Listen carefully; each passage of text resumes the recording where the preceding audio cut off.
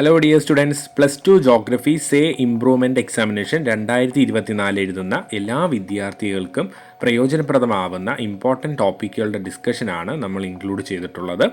ഈ വീഡിയോയിൽ geography part 1ഉം part 2യിൽ നിന്നും ഉള്ള ഒരു 10 ഇമ്പോർട്ടൻറ്റ് ടോപ്പിക്സുകളാണ് നമ്മൾ ഡിസ്കസ് ചെയ്യുന്നത്. വരും വീഡിയോയിൽ ബാക്കി ടോപ്പിക്കുകളും ഡിസ്കസ് ചെയ്യുന്നതായിരിക്കും. മുൻവർഷ പരീക്ഷകളിൽ റിപ്പീറ്റ് ആയിട്ടുള്ള ടോപ്പിക്കുകളാണ് നമ്മൾ ഈ വീഡിയോയിൽ ഉൾപ്പെടുത്തിയിട്ടുള്ളത്. സോ നമുക്ക് ഏതൊക്കെയാണ് ആ ക്വസ്റ്റ്യൻസ് ടോപ്പിക്കുകളെന്ന് ചർച്ച ചെയ്യാം. സോ ഫസ്റ്റ് ക്വസ്റ്റ്യൻ എന്ന് പറയുന്നത് ട്രാൻസ് ഹ്യൂമൻസ് എന്താണെന്നാണ്. പല എക്സാമുകൾക്കും റിപ്പീറ്റ് വന്നിട്ടുള്ള ഒരു ടോപ്പിക്കാണിത്. പാർട്ട് 1 ടെക്സ്റ്റ് ബുക്കിലെ പ്രൈമറി ആക്ടിവിറ്റീസ് പ്രാഥമിക പ്രവർത്തനങ്ങൾ എന്ന ചാപ്റ്ററിലാണ് ഈ ടോപ്പിക് ഉള്ളത്. ട്രാൻസ് ഹ്യൂമൻസ് എന്ന് വെച്ചാൽ വേനൽക്കാലങ്ങളിൽ സമതലങ്ങളിൽ നിന്നും പർവ്വത പ്രദേശങ്ങളിലെ പുൽമേടുകളിലേക്കും ശൈത്യകാലത്ത് പർവ്വത പുൽമേടുകളിൽ നിന്നും സമതലങ്ങളിലേക്കുമുള്ള ഒരു ദേശാടനമാണ് ട്രാൻസ് ഹ്യൂമൻസ്. നൊമാഡിക് ഹേർഡേഴ്സ് അല്ലെങ്കിൽ നാടോടിമാരായ ഇടയന്മാർ നടത്തുന്ന ഒരു കുടിയേറ്റ പ്രക്രിയയാണിത്. The process of migration from plain areas to pastures on mountains during summers and again from mountain pastures to plain areas during winters is known as transhumance. So ഇതാണ് transhumance എന്ന് വെച്ചാൽ. സോ 2 മാർക്കിനൊക്കെ ചോദിക്കുന്ന ചോദ്യമാണ്. അടുത്ത ചോദ്യം എന്ന് പറയുന്നത് ഫേസസ് ഓഫ് പോപ്പുലേഷൻ ഗ്രോത്ത്.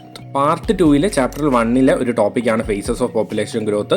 ഈ കഴിഞ്ഞ ബോർഡ് എക്സാമിനും ഇതിൽ നിന്ന് ചോദ്യം ഉണ്ടായിരുന്നു. വളരെ വളരെ ഇമ്പോർട്ടൻ്റ് ആയിട്ടുള്ള ഒരു ടോപ്പിക്കാണ്. 4 ഫേസസ് അല്ലെങ്കിൽ 4 ഘട്ടങ്ങളുണ്ട്. ആ വർഷവും അതേപോലെ ആ ഓരോ വർഷത്തിലുമുള്ള ജനസംഖ്യയുടെ പ്രത്യേകതയും പഠിച്ചു വെച്ചിരിക്കേണ്ടതാണ്. സോ ഫസ്റ്റ് ഫേസ് 1901 to 1921 ആണ്. ജനസംഖ്യയുടെ നിശ്ചല വളർച്ചാഘട്ടം അല്ലെങ്കിൽ സ്റ്റാഗ്നന്റ് ഗ്രോത്ത് എന്ന് പറയും. അടുത്തത് 2151 ആണ്. ക്രമമായ ജനസംഖ്യാ വളർച്ച അല്ലെങ്കിൽ സ്റ്റഡി പോപ്പുലേഷൻ ഗ്രോത്ത് ആണ് ആ ടൈമിൽ. പിന്നെ 5181 ആണ് ജനസംഖ്യാ വിസ്ഫോടനം അല്ലെങ്കിൽ പോപ്പുലേഷൻ എക്സ്പ്ലോഷൻ ആണ്.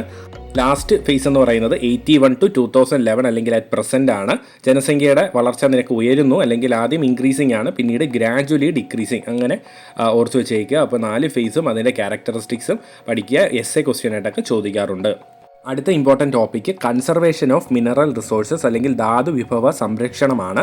ഇതും ഒരു ഇമ്പോർട്ടൻറ്റും ജനറലായിട്ട് ചോദിക്കുന്ന ഒരു ചോദ്യമാണ്. Part 2 minerals and energy resources എന്ന ചാപ്റ്ററിൽ നിന്നാണ് ഈ ടോപ്പിക്ക് ഉള്ളത്.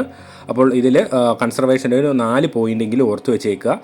ഈ സെയിം ക്വസ്റ്റ്യൻ തന്നെ കൺസർവേഷൻ ഓഫ് നാച്ചുറൽ റിസോഴ്സ് എന്ന രീതിയിലും മുൻ ചോദ്യപേപ്പറുകളിൽ ചോദിച്ചിട്ടുണ്ട്. അതായത് പ്രകൃതി വിഭവങ്ങളുടെ സംരക്ഷണം എങ്ങനെയെന്നും ചോദിക്കാറുണ്ട്. അപ്പോൾ ഇമ്പോർട്ടൻ്റ് ആയിട്ടുള്ള ടോപ്പിക്കാണ്, പഠിക്കുക. അടുത്ത ഇമ്പോർട്ടൻ്റ് ആയിട്ടുള്ളൊരു ക്വസ്റ്റ്യനാണ് പോർട്സ് ബേസ്ഡ് ഓൺ ലൊക്കേഷൻ. സ്ഥാനത്തിൻ്റെ അടിസ്ഥാനത്തിൽ തുറമുഖങ്ങളുടെ വർഗീകരണം 2 ടൈപ്പാണുള്ളത്. ഉൾനാടൻ തുറമുഖങ്ങൾ അല്ലെങ്കിൽ ഇൻലാൻഡ് പോർട്ടും പുറം തുറമുഖങ്ങൾ അല്ലെങ്കിൽ ഔട്ട് പോർട്ടുകളും. ഇതിൻ്റെ എക്സാമ്പിൾ സഹിതം പഠിച്ചു വെച്ചേക്കുക. പാർട്ട് 1 ട്രാൻസ്പോർട്ട് ആൻഡ് കമ്മ്യൂണിക്കേഷനിൽ നിന്നാണ് ഈ ക്വസ്റ്റ്യൻ വന്നിട്ടുള്ളത്. ഇതേ ടോപ്പിക്കിൽ നിന്ന് പോർട്സ് ബേസ്ഡ് ഓൺ ഫംഗ്ഷൻ എന്ന ക്വസ്റ്റ്യനും ചോദിക്കാറുണ്ട്. അതായത് സേവനത്തിൻ്റെ അടിസ്ഥാനത്തിൽ എങ്ങനെ തുറമുഖങ്ങളെ വർഗീകരിക്കാമെന്നും ചോദിക്കുന്നുണ്ട്. രണ്ടും ഒരേ പാർട്ടിൽ നിന്നുള്ള ക്വസ്റ്റ്യൻസ് ആണ്.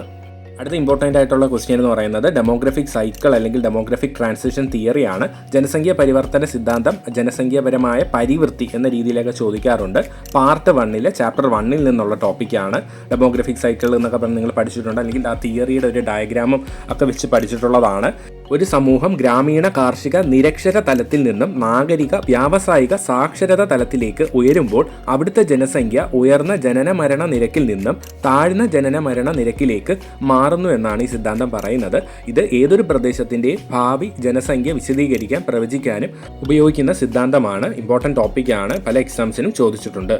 അടുത്ത important topic functional classification of town. സേവനങ്ങളുടെ അടിസ്ഥാനത്തിൽ ഇന്ത്യൻ നഗരങ്ങളുടെ വർഗീകരണം. ഇത് കഴിഞ്ഞ എക്സാമിന് ബോക്സ് രീതിയിലൊക്കെ ചോദിച്ചിട്ടുണ്ടായിരുന്നു. അപ്പോൾ ഇമ്പോർട്ടൻ്റ് ആണ്. അതായത് എക്സാമ്പിൾസ് പഠിക്കുക. നഗരങ്ങളുടെ പേര് തന്നിട്ട് എടുത്തെഴുതാനോ അല്ലെങ്കിൽ ഒരു എസ്സേ ടൈപ്പ് ക്വസ്റ്റ്യൻ ആയിട്ടോ ഒക്കെ ചോദിക്കാറുണ്ട്. പാർട്ട് 2 ഹ്യൂമൻ സെറ്റിൽമെൻറ്റ്സ് എന്ന ചാപ്റ്ററിൽ നിന്നാണ് ഈ ക്വസ്റ്റ്യൻ വന്നിട്ടുള്ളത്. അടുത്ത important question approaches to human development. കഴിഞ്ഞ എക്സാമിനും ചോദിച്ചിട്ടുള്ള ഒന്നാണ്. മാനവ വികസനത്തിൻ്റെ വിവിധ സമീപന രീതികൾ അല്ലെങ്കിൽ സമീപനങ്ങൾ ഏതെല്ലാം എന്നാണ്. പാർട്ട് 1 ഹ്യൂമൻ ഡെവലപ്മെൻറ്റ് മാനവിക വികസനം എന്ന ചാപ്റ്ററിൽ നിന്നാണ് ഈ ടോപ്പിക്ക് ചോദിച്ചിട്ടുള്ളത്. ഇതും 1 വേർഡ് ആയിട്ട് ചോദിക്കാറുണ്ട്, അല്ലെങ്കിൽ ഒരു 2-3 മാർക്കിൻ്റെ ക്വസ്റ്റ്യൻ ആയിട്ടും ചോദിക്കാറുണ്ട്. ഇമ്പോർട്ടൻ്റ് ആണ്, പഠിക്കുക. അടുത്ത ക്വസ്റ്റ്യൻ ടൈപ്സ് ഓഫ് മൈനിങ് ആണ്. അതായത് ഖനന രീതികൾ ഏതെല്ലാം. ഇതും കഴിഞ്ഞ എക്സാമുകൾക്ക് ചോദിച്ച ഇമ്പോർട്ടൻ്റ് ആയിട്ടുള്ളൊരു ടോപ്പിക്കാണ്. 2 തരമാണ്. സർഫസ് മൈനിങ് അല്ലെങ്കിൽ ഓപ്പൺ കാസ്റ്റ് മൈനിങ്, ഉപരിതല ഖനനം അല്ലെങ്കിൽ തുറന്ന ഖനനം എന്ന് പറയും. 1 വേർഡിനൊക്കെ ചോദിക്കാറുണ്ട്. അടുത്തത് അണ്ടർഗ്രൗണ്ട് മൈനിങ് അല്ലെങ്കിൽ ക്ലോസ്ഡ് മൈനിങ്, ഭൂഗർഭ ഖനനം എന്നാണ് അറിയപ്പെടുന്നത്. പാർട്ട് 1 പ്രൈമറി ആക്ടിവിറ്റീസ് എന്ന ചാപ്റ്ററിൽ നിന്നാണ്. ഇതിൻ്റെ ഒരു ഷോർട്ട് വീഡിയോയും നമ്മുടെ ചാനലിൽ ചെയ്തിട്ടുണ്ട്, കാണുക. അടുത്ത ഇമ്പോർട്ടൻറ്റ് ടോപ്പിക്ക് വാട്ടർ ട്രാൻസ്പോർട്ടിൻ്റെ അഡ്വാൻറ്റേജസ് ചോദിക്കാറുണ്ട്. അതായത് ജലഗതാഗതത്തിൻ്റെ ഗുണങ്ങൾ എന്തെല്ലാം എന്ന് ചോദിക്കാറുണ്ട്. 3-4 പോയിന്റുകൾ നമുക്ക് എഴുതാൻ സാധിക്കും. അതുകൊണ്ട് 2 മാർക്കിനൊക്കെ ചോദിക്കുന്ന ഒരു സ്ഥിരം ക്വസ്റ്റ്യൻ ആണ്. അതേപോലെ മറ്റ് ട്രാൻസ്പോർട്ട് ഗതാഗത മാർഗ്ഗങ്ങളുടെയും ചോദിക്കാറുണ്ടെങ്കിലും വാട്ടർ ട്രാൻസ്പോർട്ടാണ് സ്ഥിരമായി കണ്ടുവന്നിട്ടുള്ള ഒരു ചോദ്യം. പാർട്ട് 2 ഇന്ത്യ ടെക്സ്റ്റിലെ ട്രാൻസ്പോർട്ട് ആൻഡ് കമ്മ്യൂണിക്കേഷൻ എന്ന ചാപ്റ്ററിൽ നിന്നാണ് ഈ ഒരു ചോദ്യം വന്നിട്ടുള്ളത്. ജലഗതാഗതത്തിൻ്റെ ഗുണങ്ങൾ അല്ലെങ്കിൽ അതിൻ്റെ അഡ്വാൻറ്റേജസ് എന്തെല്ലാമെന്ന് പഠിച്ചു വെച്ചേക്കുക. ഇനി ഈ വീഡിയോയിലെ ലാസ്റ്റ് ടോപ്പിക് എന്ന് പറയുന്നത് ഫീച്ചേഴ്സ് ഓഫ് പ്ലാന്റേഷൻ അഗ്രികൾച്ചർ, തോട്ടവിള കൃഷിയുടെ സവിശേഷതകൾ.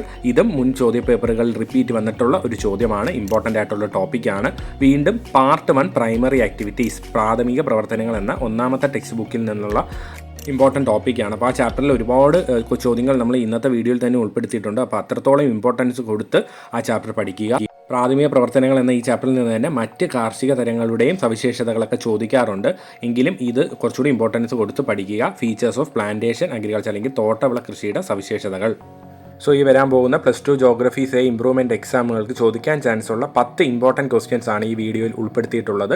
അടുത്ത വീഡിയോയിൽ അടുത്ത ഇമ്പോർട്ടൻ്റ് ആയിട്ടുള്ള ഒരു 10 ക്വസ്റ്റ്യൻസ് കൂടി ഉൾപ്പെടുത്തുന്നതായിരിക്കും. സോ കണ്ടിന്യൂസ് ആയിട്ട് കാണുക. ഇതിനോടൊപ്പം തന്നെ പ്രീവിയസ് ക്വസ്റ്റ്യൻ പേപ്പർ വർക്കൗട്ടുകളും അതുപോലെ തന്നെ ഷോർട്ട് വീഡിയോസും എല്ലാം ഈ ചാനലിൽ തന്നെ ചെയ്തിട്ടുണ്ട്. അതും കാണുക. കൃത്യമായ ഒരു സ്റ്റഡി പ്ലാനോട് കൂടി തന്നെ പഠിക്കുക. എല്ലാവർക്കും ഉയർന്ന മാർക്ക് ലഭിക്കട്ടെ എന്ന് ആശംസിക്കുന്നു. അടുത്ത വീഡിയോയിൽ കാണാം. താങ്ക്